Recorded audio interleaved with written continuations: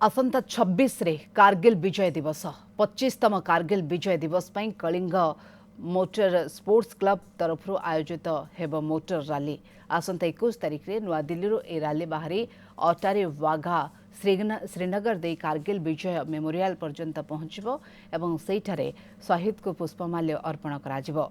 ए rally रे 17टी motor गाड़ी एवं 60 जन अभिज्ञ मोटर चालक रहिबे। 60 मोटर चालकक मध्य 17 जन महिला अछंती।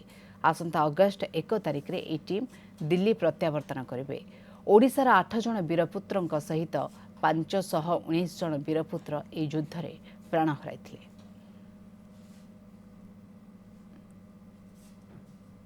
कलिंग मोटर स्पोर्ट्स क्लब एक मोटर रैली अभियान आरंभ करुछि।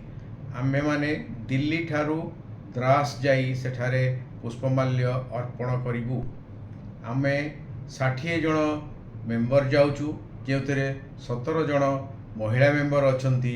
आमे 17टी गाड़ी रे कारगिल जाई तांको पुष्पमाल्य अर्पण करी आमर श्रद्धा सुमन जणाइबु। जय हिंद।